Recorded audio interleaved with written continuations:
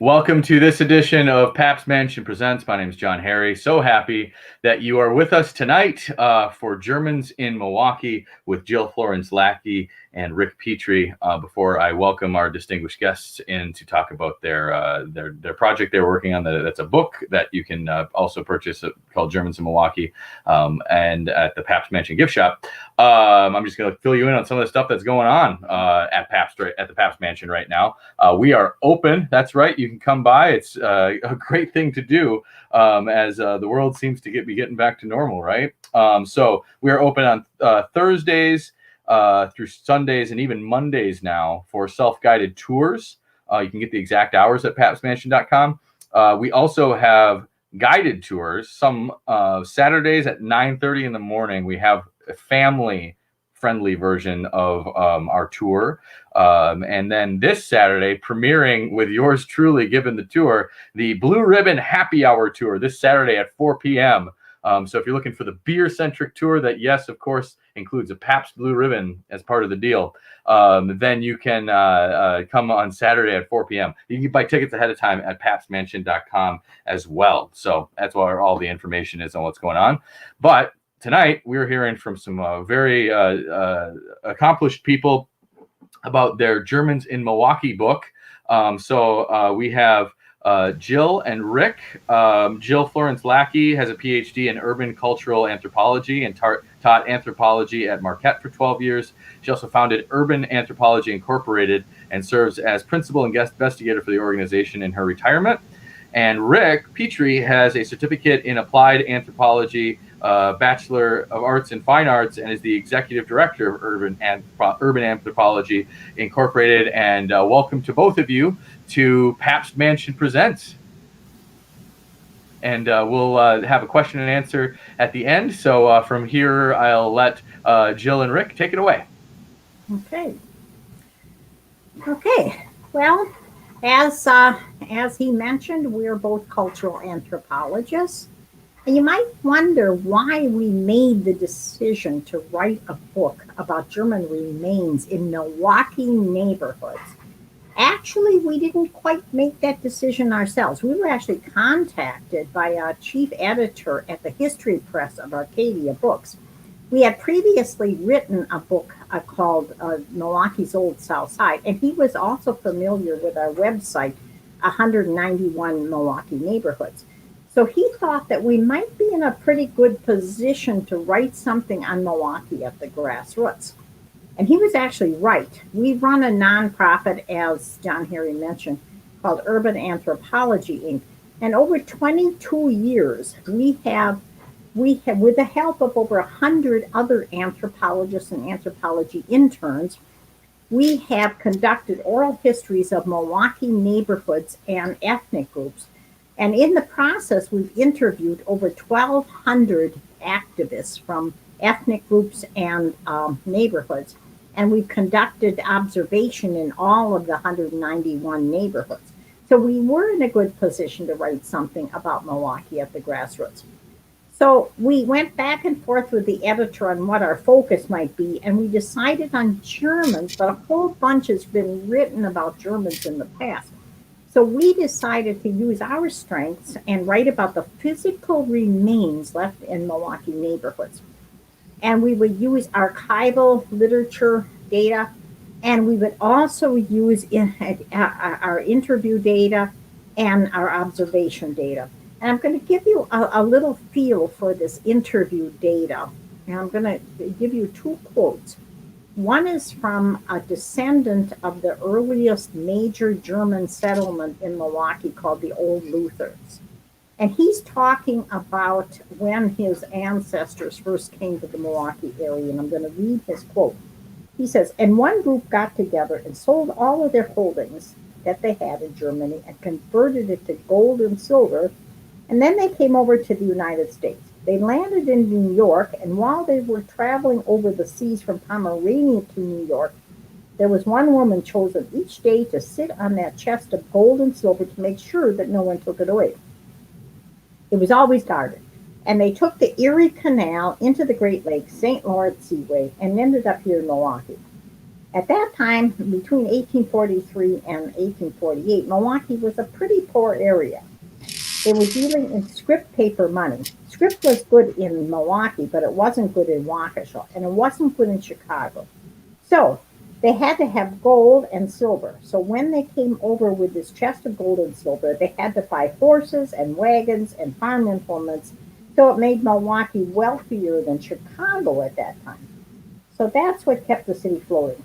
And the second quote is from a Pomeranian German who settled in the fishing village of Jones Island. Now, this fishing village that some of you may or may not be familiar with was removed from Jones Island in the middle of the 1900s by, at that time, Mayor Daniel Hone.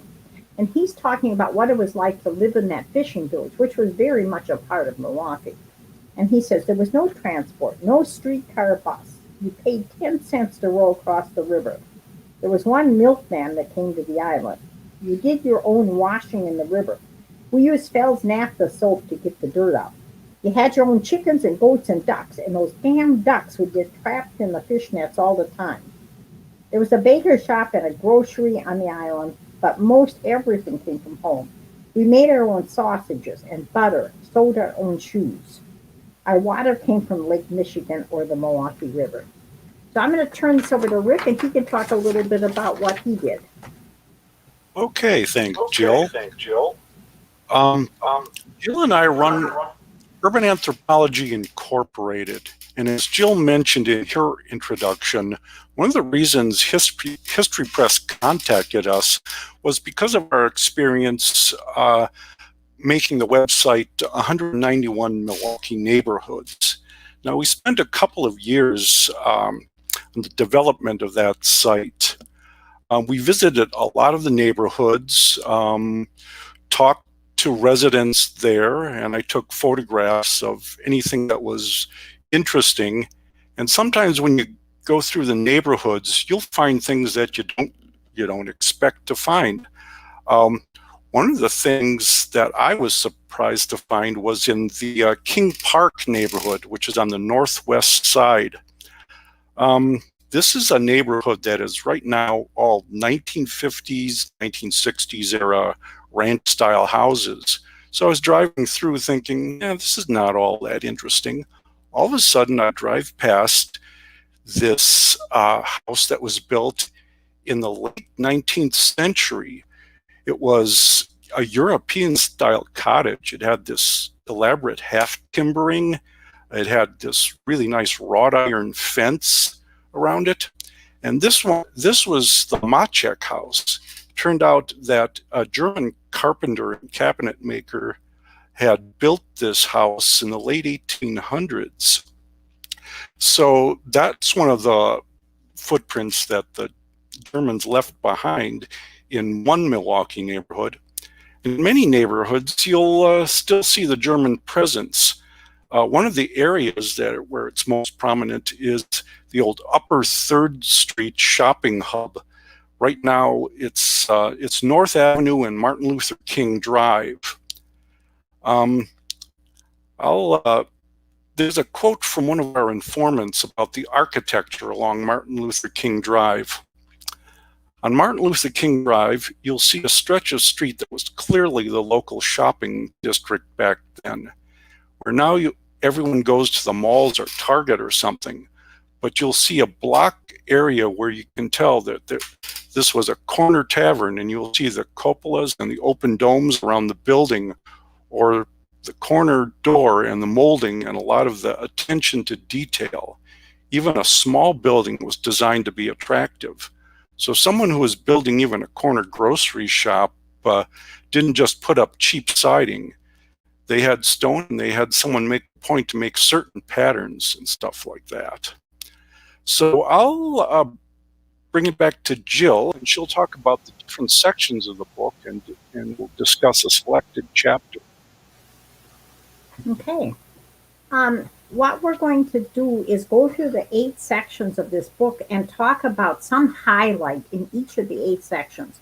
Now, in section 1 is called Remains of Earliest German Settlements in Milwaukee Neighborhoods. And as you can see, we have chapters on the Old Lutherans, early Catholics from Cologne, Pennsylvania Dutch from Pennsylvania, Jews from German-speaking nations, 48ers from German-speaking nations, the Pomeranian Germans of Jones Island, Germans from Russia in Old North Milwaukee, and Donauschwaben from the Danube region.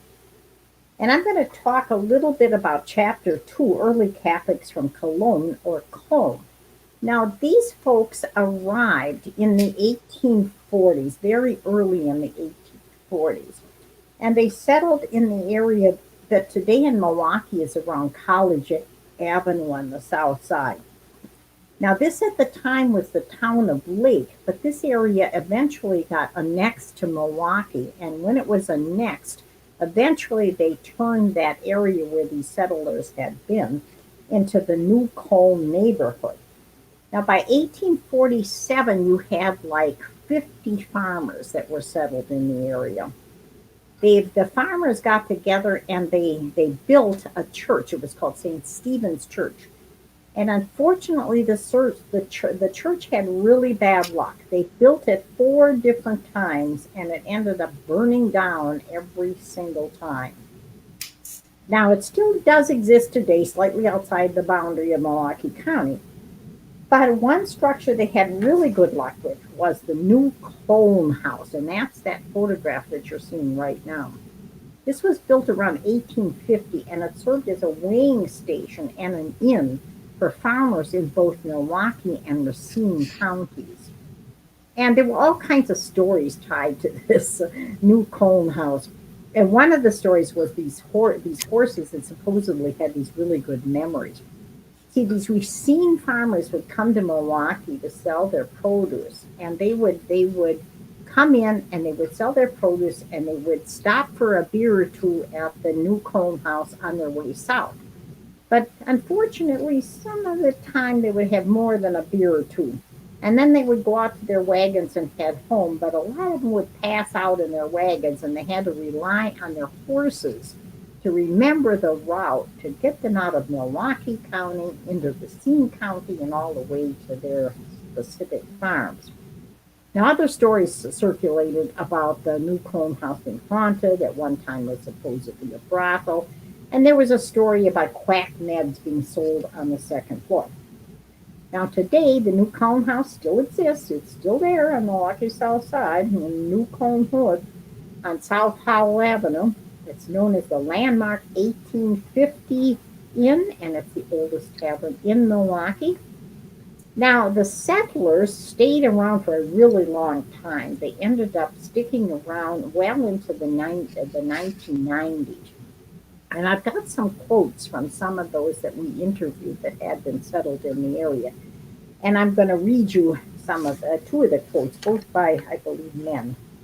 And one of them says, my great-grandmother spoke nothing but German. She was dead before I was born, but my mom said she was an old German woman and she refused to speak any English. She was born German, she came over here, and she was going to speak German until the day she died. And another one says, well, up until my generation, they were all farmers. And they also raised pigeons. And the interviewer asked, pigeons, is there money in that? And the interviewee says, no, they ate them. So they raised a lot of pigeons for themselves. And then they had like their own little garden plots where they got some of their stuff. But mostly it was just farming. Corn basically. And I guess recently now we've gone to more of a service industry type thing. Yeah, I guess like everyone else in the population.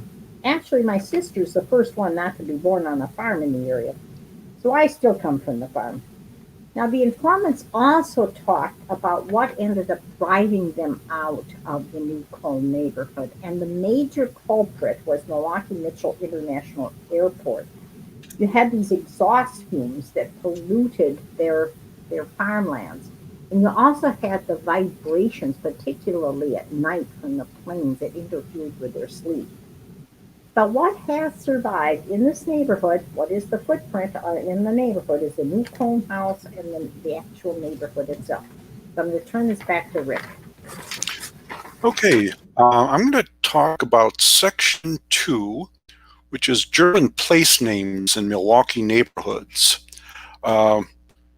We have two chapters, one on neighborhoods and two just on street names. And I'm going to talk about street names. And the street name I'm going to talk about is named after a person who's known as the father of Milwaukee's park system, Christian Wall. Christian Wall was born in Bavaria, and his family came to this country in the 1840s and settled on a farm in the town of Lake. Wall traveled around the world, and he ended up becoming a very successful businessman in Chicago after joining his brother in the glue business there. And it was when he was in Chicago when he became interested in public service. He was elected to the Chicago Common Council and served in other elected positions there. He was also, when he returned to Milwaukee, he was a wealthy businessman who retired, so he returned to Milwaukee, and he became involved in public service again here in Milwaukee. He bought a house on Prospect Avenue, and he joined the newly formed Milwaukee Park Commission. He ended up becoming first president of the county park board. He was very much involved in the creation of Lake Park. This was sort of his pet project. And he even received criticism for spending too much time supervising the project. He was also instrumental in bringing Frederick Law Olmsted to Milwaukee to help design the park system. As you know, Frederick Law Olmsted was the designer of Central Park in New York. Well, Christian Wall died in 1901, and the street along the west side of the park was named in his honor. And in 1903, a bronze bust was made of Christian Wall, and it was placed in Lake Park, near the Lake Park Pavilion. Now, in the 1950s, the city had 12 acres of green space around 47th and Hampton that decided to name this as a new park, and they named it Wall Park, and the neighborhood surrounding it became the Wall Park neighborhood. Just recently, as a matter of fact, in January of this year, the park was renamed Harriet Tubman Park, but the neighborhood is still Wall Park neighborhood, and the bust of Christian Wall is still there. So I'm going to turn it all over to Jill for the next section.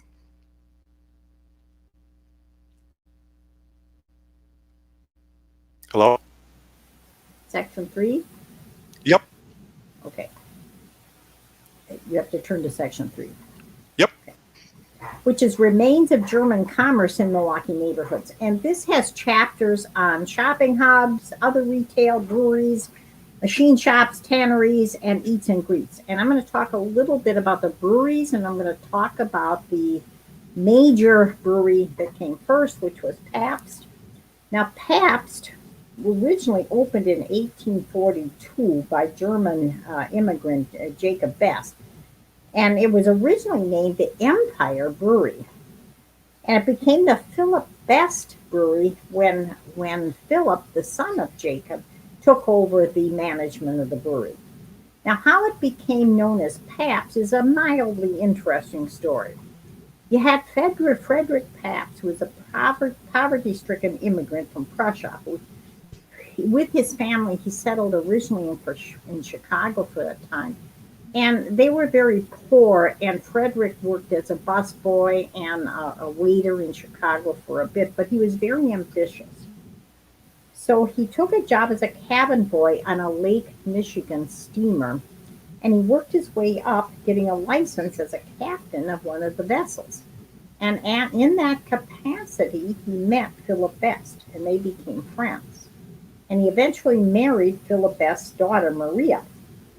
In time, he gave up his career at sea and purchased half of the Best Brewery, becoming its president in 1873. So around this time, you see the name change to the Pabst Brewery.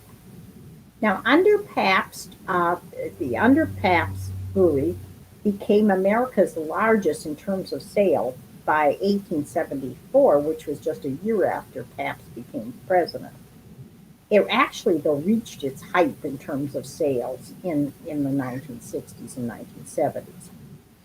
However, in 1985, a California-based company took over Pabst, and they stopped promoting the beer as much as it had been in the past. And you also had the competition from these other breweries, a lot of them in Milwaukee and some of them in St. Louis. And by 1996, Pabst closed. But the complex that you see in the distance in the photograph on the left did not close. A famous Milwaukeean by the name of Joseph Zilber, a real estate dynamo and philanthropist, took over the Pabst complex. He bought it out and developed it into a sustainable neighborhood named only as the brewery. And he developed various elements within this neighborhood.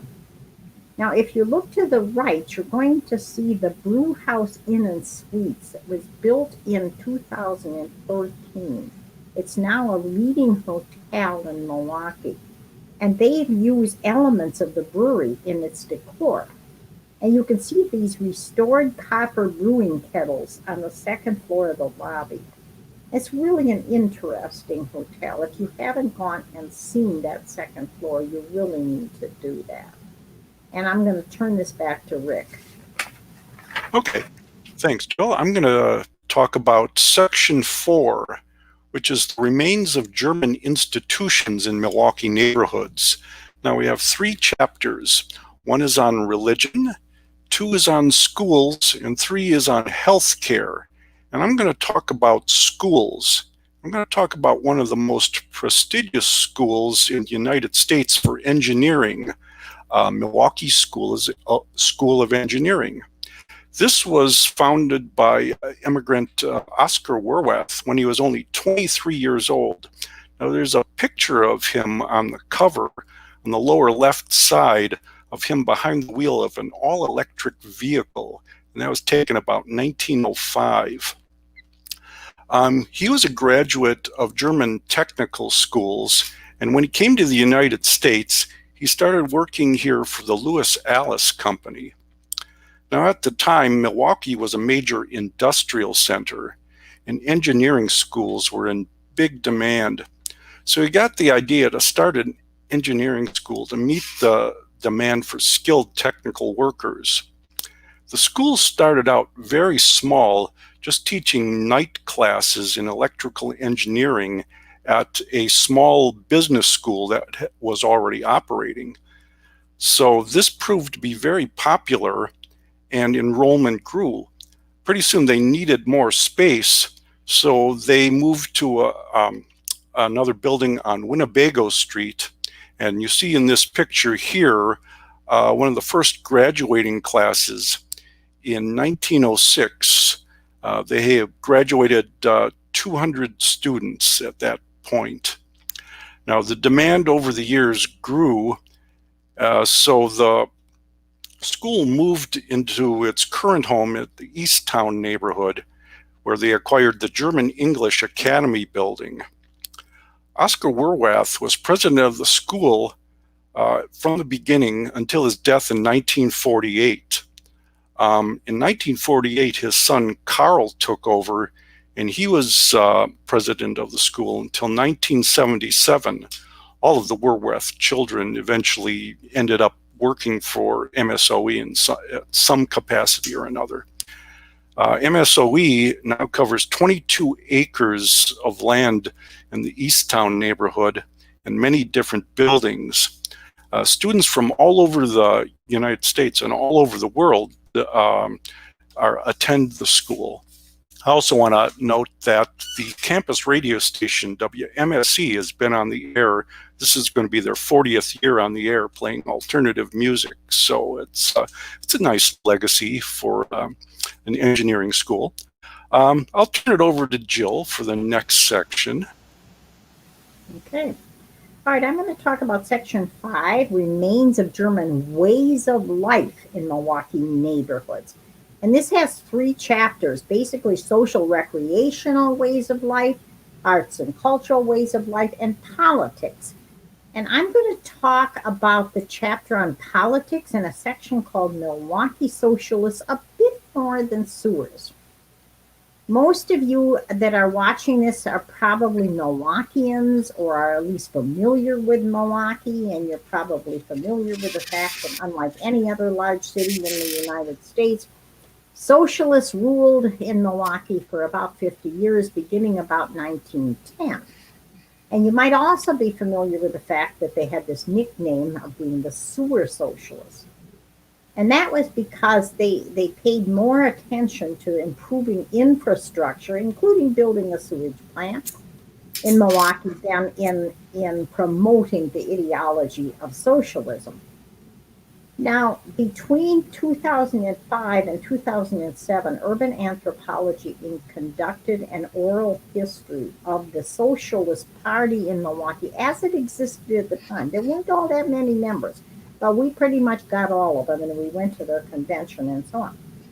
And what we learned through the oral history project was the way they used German influences in promoting socialism. Now, we did create a documentary on that you can see for free on our website at urban-anthropology.org. And what they did was to use German traditions to advance socialism. And first of all, the major socialist leaders in Milwaukee were German. You had party leader Victor Berger, you had the first socialist mayor, Emil Seidel, and both of these were German-speaking immigrants that came to the United States. And then you had longtime Mayor Frank Seidler, and he had 4 German grandparents. And you had very longtime Mayor Dan Hohn, who was the exception in that he was mostly Irish, but he did have about a quarter German blood. And nearly all of the lower level office holders in the Socialist Party were Germans. Also, you had the Socialist Party here locally using the model of the German Socialist Party in terms of philosophy and party structure. And you also saw that the Socialist Party here locally used German traditions in order to bring in members and keep members. And these traditions were like German theater and beer garden parties and gymnastics and youth organizations. Now, if you look at the picture that you're seeing right now, you're seeing something interesting. This is this fan-shaped neighborhood. And this is called Garden Homes. And it was the first cooperative housing project by a government in the United States. It was a neighborhood that was created by the socialists under Dan Hohn. Now, it's Seidel, Emil Seidel actually lived there. Now, it's still there today. It's a little worn, and because we do a number of newsletters for Milwaukee, we hear from the residents quite often. And they talk about how committed they still are to this neighborhood and how they still engage in cooperative projects. Okay, I'm going to turn it over to Rick. Okay. I'm going to talk about Section 6, the German footprints on the physical terrain in Milwaukee neighborhoods. We have 3 chapters, one on architecture, the second on landscape, and the third on urban renewal. And what I'm going to talk about is architecture. And I'm going to talk about institutional buildings, and one of the more well-known institutional buildings around. It's the Basilica of St. Joseph's. Now, when we asked informants what the main contributions of Germans made to Milwaukee, One of them was quoted as saying, "I love the buildings. I love City Hall. I love all the brick and woodwork and stonework on all the old buildings and the attention to detail that the Germans used back then." In many Milwaukee neighborhoods that have commercial corridors, you'll probably find buildings designed by German-American architects. Some of the most well-known buildings in the city were designed by the firms Henry C. Koch, Alfred Klaas, and Erhard Brellmeyer. Now, Koch designed Turner Hall and City Hall. Klaas, Farian Klaas, the public library and the auditorium. And one of the most prominent architects, prominent buildings was Basilica of St. Joseph's, and that was designed by Erhard Brellmeyer. Now, Brellmeyer and Sons constructed over 1,000 Catholic churches, hospitals, and schools throughout the nation. Now, St. Joseph's was designed following the model of St. Peter's in Rome. It was a cross-shaped floor plan with a large central dome.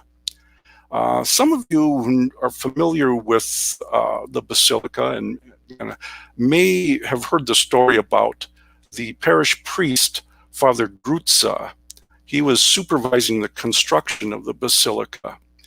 He was in Chicago and heard that the Chicago Post Office and Customs House was being torn down. So he purchased that, the Post Office and Customs House, and had all the salvaged materials from that shipped on rail cars up to Milwaukee, up to the construction site. Now, this meant that Erhard Brellmeyer had to change his plans to use all the salvaged materials, but it still remained faithful to the original cross-shaped plan. The Poles in the neighborhood contributed a lot to the building of the Basilica, not only in actual construction of the Basilica, but also financing it by mortgaging their homes. It's one of the most recognizable landmarks around, and it's about the second most visited attraction in Milwaukee behind the Milwaukee Art Museum. So I'm going to turn it over to Jill for the next section. Okay, I'm going to talk about section 7, which is efforts to remove German footprints from Milwaukee neighborhoods. And there's a chapter on World War I and World War II. Now, we were able to get some informants, elderly that they might be, that were adults during World War II, and they talked about the pressures that they were under during World War II. And I'm going to give you 2 quotes. "Politics are rough for Germans. During the war years, we started playing cards because we would get into arguments about politics. Turner's, of course, was a German organization. The police would walk in and try to get info on who took a stand for Hitler. License numbers were written down." And here's a woman. "My mother was so proud to be German. There was this time in the 19th and maybe turn of the 20th century when German everything, philosophy, music, science, ruled the world. There was this sense of maybe superiority. But then came the wars, and the Germans here are just supposed to be Americans and forget all that. You couldn't say anything good about Germany or Germans. It was too humiliating." Now I'm going to focus on World War II and the House of Correction. And most of you probably are familiar with the name, that this is a correctional facility in the Milwaukee area. Most of you are probably also familiar with the fact that during World War II, the Japanese were interned on the West Coast. But you probably are not familiar with the fact that many Italians were also interned on the West Coast, and many Germans in this area were interned. The House of Correction became a camp, an internment camp, in the middle of the Milwaukee neighborhood that is Haven Woods today, and was at that time Granville, the village of Granville, which ultimately was annexed to Milwaukee.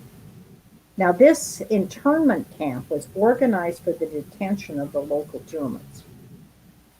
Now, the original House of Correction was opened in 1917, and it was built on 402 acres of land. And they wanted the land for the prison, but they also wanted the land in order to put prisoners to work as farmers mainly, tending crops and milking over 70 Holsteins. But in 1971, just days after the attack on Pearl Harbor, authorities began using the House of Correction as an internment facility. Germans accused of sympathizing with the Nazis were rounded up, and they faced a federal review board. Some were interned if they were considered serious threats, and if they weren't considered serious threats, they might be paroled. At one point, you had 61 German men, 1 Italian man, and 7 German women that were interned at the House of Correction. In fact, one of the prisoners at the House of Correction was the gardener of the governor of Wisconsin at the time, Julius Peter Heil. At the end of the war, they repatriated the internees. Now, as you probably know, the House of Correction still exists today, but it's been moved to the city of Franklin. The original building was razed in 1974, but the land on which the prisoners milked all those Holstein cows was transformed as of 1979 into Havenwood State Forest. And this is now a destination point for Milwaukeeans and Wisconsinites and people pretty much from all over the country. So that's a major footprint left behind. I will turn this over to Rick for the last section. Okay. Well, the last section that we have is Restoring Milwaukee's German Essence. It's got 2 chapters summarizing the footprints and 2 ways in which Milwaukee is resurrecting its Germanness. I'm going to talk about the ways the German presence is being resurrected in one particular neighborhood. Now, I had mentioned earlier the old Upper Third Ward shopping hub around Martin Luther King and North Avenue. Farther south on Martin Luther King Drive is the original German retail district that was known as Old World 3rd Street. Now, this area was a very important neighborhood in Milwaukee history. You'll see historic buildings there, such as Turner Hall, which was a meeting place of the old 48ers. You'll see the Germania building nearby, which was home to the largest German language publishing house in the United States. And it's, just down the street from the Pabst Theater. Now, there are a lot of original shops that still remain along what was Old World 3rd Street. The name has been changed, so the whole stretch of what was Old World 3rd Street, or 3rd Street, is now Martin Luther King Drive. But a lot of buildings still remain there that were built by German architects in a lot of different period styles. So many of the shops still have the names of German businesses. And today you can probably recognize 2 of the most famous ones. There was Usinger's and, of course, Mader's. In 1984, the stretch of 3rd Street was renamed Old World 3rd Street, and it was listed on the National Register of Historic Places, and then later on the State Register of Historic Places in 1989. Now, when the Bucks decided to rebuild a new basketball stadium, they contracted a firm called German American Events, LLC, to host an outdoor holiday market at Fiserv Forum, the Christkindl Market. The market offered German food, crafts, and entertainment, and it's been very successful. In 2018 and 2019, it drew about 35,000 people each season. So that's about it for our remarks. I'm going to I want to thank, first of all, the Pabst Mansion and John for bringing this event to the people, and understand there'll be questions afterward. Yeah. I forgot to move the the slide You're- forward. Rick, You're do you good. wanna Oh, move here, the we'll put slide that back in forward? there. Move the slide forward, yeah. There we go. Yeah, okay, so this is the Deer District Christkindl Market. Okay, so this is how to order the book, and we're open for questions. Absolutely. And also, if this is the old slide shows you, it actually mentioned that you can buy the books at the Pabst Mansion. Mm-hmm. Yeah, so whichever way you want to go, but we prefer you do it at the Pabst Mansion. They'll be on sale if you go for a tour this weekend. You can look for those there. So any questions that people might have right now, if you have one, just pop those in the comments, and Jill and Rick will do their best to answer them. I'll start to try to kick her off here. You said you got contacted by the publisher and kind of went around on what group to kind of tackle in a book like this, and you ended up on Germans. Would you ever think about doing a project like this for a different ethnic group in Milwaukee? Oh, absolutely.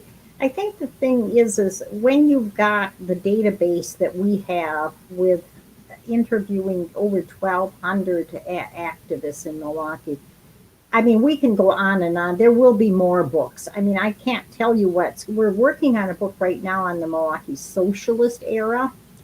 And we're going to be working on a book on Jones Island and the people that settled there. So, I mean, this is going to go on and on for 10, 15 years. There will be books. That's great. I got to say, so you at the beginning had posted the website that you have, that neighborhoodsinmilwaukee.org. And I found my neighborhood on there, and it was hard to take myself away from it. I live in Blue Mound Heights, which is which nobody realizes exist. But I was like, oh my God, what a great resource that is to find. So you're looking at doing some various projects. What are some of the challenges you encounter when putting together a project like this? Rick? Well, let's see. Challenges. Let me hold on just a second. Let me go back to. Here. Okay. Challenges to the project. Well, my main role in the book was basically gathering the photos and going to archives and finding the photos and doing. Sometimes it takes a lot of detective work to get those photos. During the pandemic, it was a little bit difficult when we had to do searches online. We had to contact Miller Coors archives, and sometimes with some of the large institutions, people are only there in the office like 1 or 2 days a week, or are working from home. So you had to really,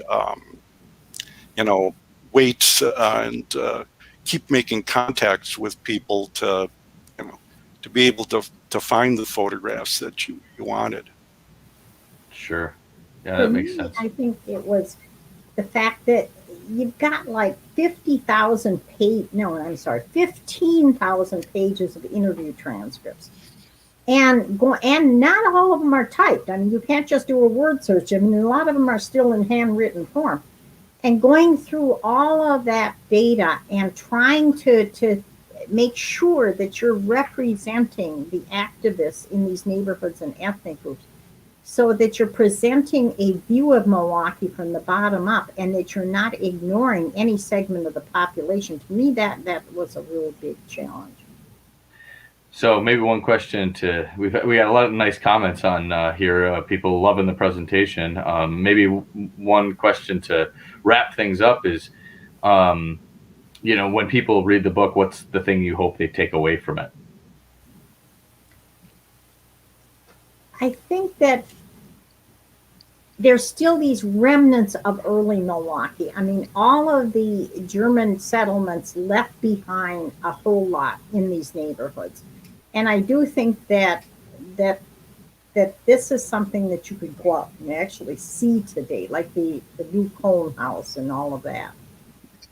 Yeah, and you know stumble on things like the Machek House, or and things that you wouldn't expect to have survived a lot of urban renewal, like 1850 Landmark Inn.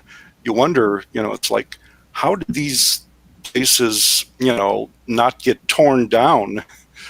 But you're glad that a lot of the remnants of the early German settlements are still here in Milwaukee, and you can still go to them and visit them. Absolutely. What a cool book and what a cool project. I look forward to diving into it. We'll have it for sale at the Pabst Mansion gift shop. Like I said, we have both self-guided and various guided tours available this weekend. So we hope that people can come out and join us back at the Pabst Mansion. And Jill and Rick, thank you so much for your time and your knowledge tonight. Well, thank you. All right. Everybody stay safe. We'll hopefully see you soon.